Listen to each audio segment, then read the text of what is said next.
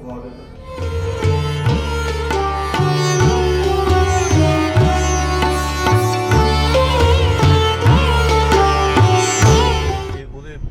ਦਿਖਾਉਂਦੇ ਰਹਿੰਦੇ ਸੀ ਸਭ ਰਿਸ਼ਤੇਦਾਰਾਂ ਜਾ ਕੇ। ਅੱਛਾ ਕਿ ਆ ਸਾਡੇ ਪਿੰਡ ਆ ਤੇ ਆ ਮਤਲਬ ਇਦਾਂ ਸਾਰੀ ਜ਼ਮੀਨ ਜਾਇਦਾਦ ਸੀ ਤੇ ਉਹਨਾਂ ਦਾ ਤਾਂ ਪਾਕਿਸਤਾਨੀ ਕਰਦੇ ਰਹਿੰਦੇ ਸੀ ਵੀ ਕਤਲੂਈ ਜਾਈਏ ਕਿਸ ਤਰ੍ਹਾਂ।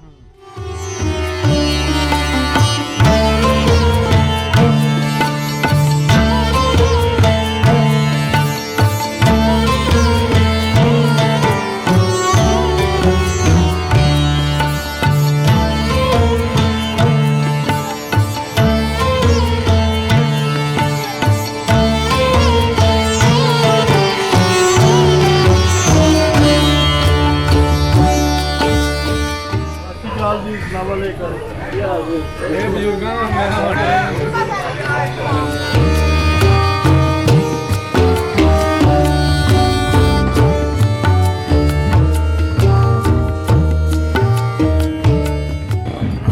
ਮੈਂ ਪਿੰਡ ਦਾ ਰਹਿਣ ਵਾਲਾ ਬਾਬਾ ਜੀ। ਨਹੀਂ ਹੁਣ ਪਿੰਡੋਂ ਆਏ ਜੀ ਮੈਨੂੰ ਹੁਣ ਤਾਂ ਮੈਂ ਬਾਹਰੋਂ ਆਇਆ। ਪਿੰਡ ਦੇ ਹੈਗੇ ਜਿੱਥੇ ਆਏ ਜੀ। ਹਾਂਜੀ ਮੈਂ ਸਰਦਾਰ ਜੈਬ ਸਿੰਘ ਭੁੱਲਰ ਦਾ ਪੁੱਤਰ ਹਾਂ ਜੀ। ਅਸਲਾਮ ਵਾਲੇਕੁਮ ਸਾਰਿਆਂ ਨੂੰ ਜਿਹੜੇ ਪੰਜਾਬੀ ਲਹਿਰ ਚੈਨਲ ਵੇਖਦੇ ਨੇ ਉਹਨਾਂ ਨੂੰ ਬਹੁਤ ਸਾਰਾ ਸਲਾਮ ਪਿਆਰ ਭਰੀ ਸਤਿ ਸ੍ਰੀ ਅਕਾਲ। ਅਸੀਂ ਅੱਜ ਕਸੂਰ ਆਏ ਹਾਂ। ਕਸੂਰ ਜਾ ਰਹੇ ਹਾਂ ਪਿੰਡ ਕਤਲੂਈ ਕਲਾਂ। ਸਾਡੇ ਬੜੇ ਪਿਆਰੇ ਮਿੱਤਰ ਦੋਸਤ ਚੰਨ ਭੁੱਲਰ ਸਾਡੇ ਨਾਲ ਨੇ, ਕੈਨੇਡਾ ਤੋਂ ਆਏ ਨੇ ਸਪੈਸ਼ਲ ਆਪਣਾ ਪਿੰਡ ਵੇਖਣ। ਭੁੱਲਰ ਸਾਹਿਬ ਕਿੰਨੀ ਦੇਰ ਹੋ ਗਈ ਖੁਆਇਸ਼ ਸੀ ਤੁਹਾਡੀ ਕਿ ਪਿੰਡ ਵੇਖਣਾ ਆਪਣਾ? ਕਈ ਸਾਲਾਂ ਦੀ ਖਾਹਿਸ਼ ਸੀ ਅਸਲ 'ਚ, ਇਹ ਬਜ਼ੁਰਗਾਂ ਦੀ ਖਾਹਿਸ਼ ਸੀ। ਹਾਂਜੀ ਤੇ ਮੇਰੇ ਬਜ਼ੁਰਗ 2 ਸਾਲ ਪਹਿਲਾਂ ਹੀ ਉਹਨਾਂ ਦੀ ਡੈਥ ਹੋਈ ਹੈ।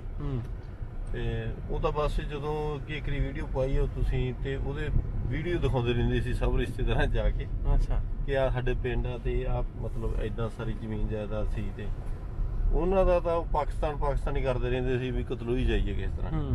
ਤੇ ਉਹਨਾਂ ਦੀ ਖਾਹਿਸ਼ ਨਹੀਂ ਪੂਰੀ ਹੋ ਸਕੀ ਤੇ ਅਸੀਂ ਉਹਨਾਂ ਦੀ ਉਹ ਖਾਹਿਸ਼ ਦੇ ਹਿਸਾਬ ਨਾਲ ਹੀ ਅਸੀਂ ਦੇਖਣ ਆਏ ਆ ਵੀ ਵਾਕਿਆ ਹੀ ਉਹ ਕਤਲੂਈ ਕੀ ਦੱਸਿਆ ਸੀ ਤੁਹਾਨੂੰ ਤੁਹਾਡੇ ਬਜ਼ੁਰਗਾਂ ਨੇ ਜਦੋਂ ਮੈਂ ਵੀਡੀਓ ਪਾਈ ਆਪਾਂ ਪੰਜਾਬੀ ਲਹਿਰ ਤੋਂ? ਹਾਂਜੀ ਉਸ ਉਸ ਤੋਂ ਬਾਅਦ ਬਹੁਤਾ ਸ਼ੌਕ ਹੋਇਆ ਕਿ ਬਜ਼ੁਰਗ ਪਹਿਲਾਂ ਵੀ ਕਰਦੇ ਪਾਕਿਸਤਾਨ ਨਹੀਂ ਬਜ਼ੁਰਗ ਤਾਂ ਪਹਿਲਾਂ ਵੀ ਕਰਦੇ ਸੀ। ਬਜ਼ੁਰਗ ਨਨਕਾਣਾ ਸਾਹਿਬ ਮੱਥਾ ਟੇਕ ਕੇ ਗਏ ਨੇ ਇੱਕ ਵਾਰ 94 ਚ ਤੇ ਉਹ ਉਦੋਂ ਵੀ ਆਉਣਾ ਚਾਹੁੰਦੇ ਸੀ। ਉਦੋਂ ਫਿਰ ਸਿਕਿਉਰਿਟੀ ਦੇ ਕਾਰਨਾਂ ਕਰਕੇ ਉਹਨਾਂ ਨੂੰ ਇਜਾਜ਼ਤ ਨਹੀਂ ਮਿਲ ਸਕੀ। ਅੱਛਾ ਜੀ।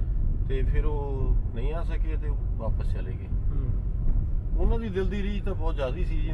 ਮਤਲਬ ਇੱਥੇ ਜਿੱਥੇ ਰਹਿੰਦੇ ਆ ਰਟੌਲ ਬੇਟ ਆ ਜੀਰੇ ਦੇ ਲਾਗੇ, ਉਹ ਉੱਥੋਂ ਨਾਲੋਂ ਜ਼ਿਆਦਾ ਇੱਥੋਂ ਨੂੰ ਪਸੰਦ ਕਰਦੇ ਜਦ ਕਿ ਉਹ 5 ਸਾਲ ਦੀ ਉਮਰ 'ਚ ਇੱਥੋਂ ਹੀ ਗਏ ਨੇ। ਅੱਛਾ ਉਹ ਛੋਟੀ ਏਜ ਸੀ। ਤੇ ਮੇਰੇ ਤਾਇਆ ਜੀ ਸਰਦਾਰ ਭਗਵਾਨ ਸਿੰਘ ਭੁੱਲਰ ਉਹ ਇੱਥੇ ਘੁਲਦੇ ਰਹੇ ਨੇ। ਤਰਗੇ ਪਿੰਡ ਇੱਥੇ ਲਾਗੇ ਹੀ ਮੰਗਲ ਸਿੰਘ ਤਰਗਿਆਂ ਦਾ ਭਲਵਾਨ ਹੁੰਦਾ ਸੀ, ਉਹਦੇ ਉੱਥੇ ਜ਼ੋਰ ਕਰਨ ਜਾਂਦੇ ਸੀ। ਤੇ ਮੇਰੇ ਦਾਦਾ ਜੀ ਸਰਦਾਰ ਜੈਬ ਸਿੰਘ ਭੁੱਲਰ ਉਹ ਤਾਂ ਮਤਲਬ ਫਿਰ ਇੱਥੇ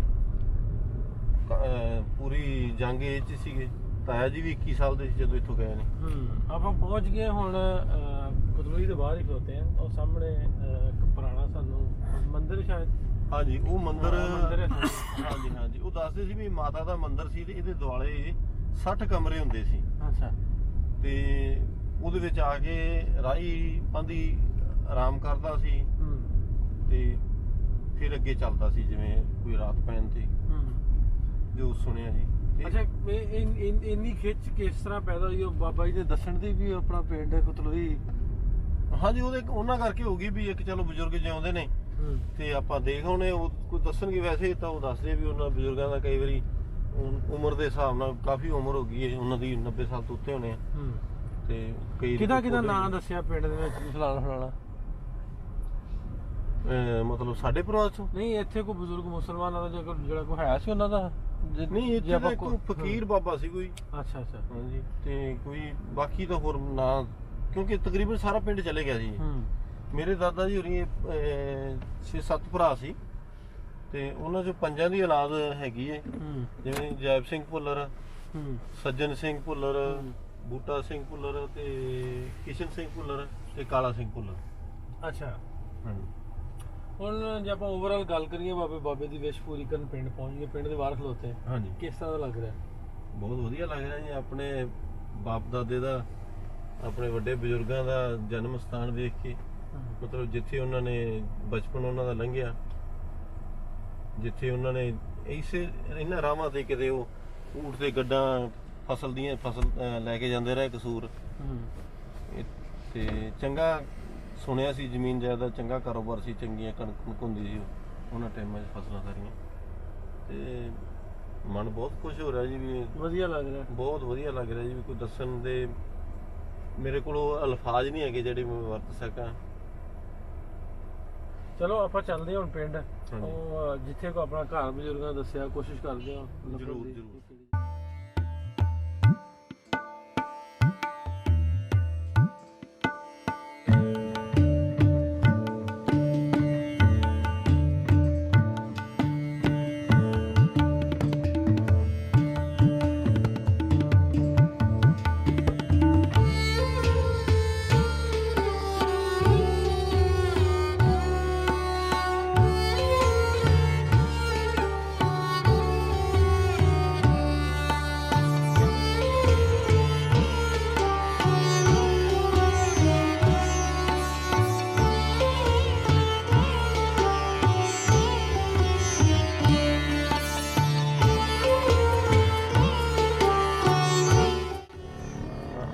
ਲੱਗਦਾ ਉਹ ਹਿੰਦੀ ਲਿਖੀ ਉਹ ਪੜ੍ਹੋ।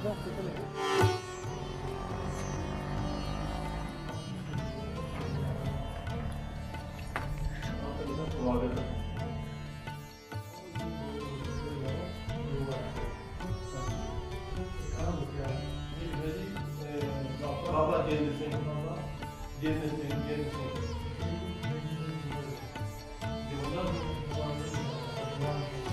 ਬਾਬਾ ਜੀ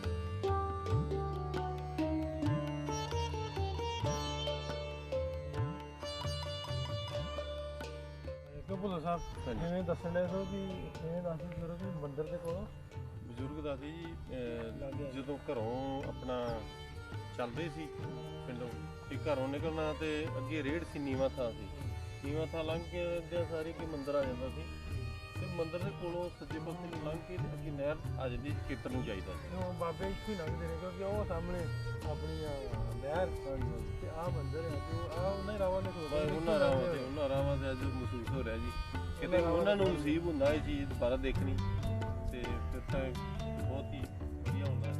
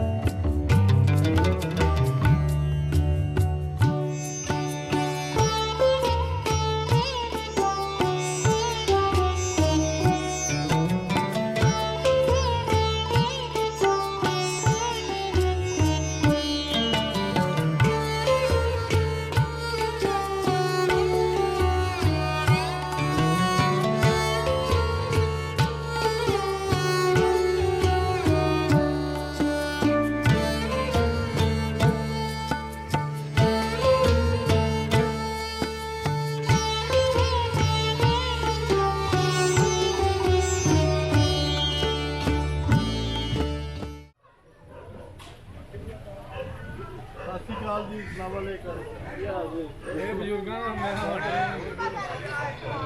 ਬਾਬਾ ਜੀ ਕਿਵੇਂ ਤੁਸੀਂ ਉਹ ਇੱਧਰ ਦੇ ਇਸੇ ਪਿੰਡ ਦੇ ਕਤਲੂਈ ਦੇ ਹਾਂਜੀ ਤੁਸੀਂ ਇੱਥੋਂ ਦੇ ਤੁਹਾਡੀ ਕਿੰਨੀ ਉਮਰ ਦੋਨੇ ਸਰਦਾਰ ਸਾਹਿਬ ਆਉਂਦੇ ਨੇ ਤੁਹਾਡੇ ਜਿਹੜੇ ਨਾ ਸਾਲ 'ਚ 2 ਵਾਰੀ ਸਾਲ ਬਾਅਦ ਆਉਂਦੇ ਇੱਥੇ ਉਹ ਬਾਬਾ ਫਿਰ ਮਿਲਦਾ ਬੜਾ ਖੁਸ਼ ਹੋ ਕੇ ਜਾਂਦੇ ਨੇ ਇਹ ਨਾਲ ਹੀ ਪਿੰਡ ਹੈਗਾ ਇੱਥੇ ਤੁਹਾਡੇ ਕਤਲੂਈ ਦਾ ਨਹੀਂਗਾ, ਵੱਡੀ ਕਤਲੂਈ ਦਾ ਨਹੀਂਗਾ ਬਾਬਾ ਜੀ ਬਾਬਾ ਵੱਡੀ ਕਤਲੂਈ ਦਾ ਬਾਬਾ ਵੱਡੀ ਕਤਲੂਈ ਦਾ ਹੀ ਆ ਕੇ ਮਸਤਗਾੜ ਨਹੀਂਗਾ ਮਸਤਗਾੜ ਦੀ ਮਸਤਗੜ ਦਾ ਇੰਡੀਆ ਵਾਲੇ ਪਾਸੇ ਹਾਂਜੀ ਉੱਥੋਂ ਦੇ ਬੰਦੇ ਆਉਂਦੇ ਹਾਂਜੀ ਉਹ ਬਾਬੇ ਦਿੱਤਰ ਉਹ ਵੀ ਇੱਥੇ ਮੁਲਾਕਾਤ ਉਦੋਂ ਹੋਈ ਸੀ ਨਾ ਤੇ ਇੱਥੋਂ ਮਿਲ ਮੁਲ ਕੇ ਗਏ।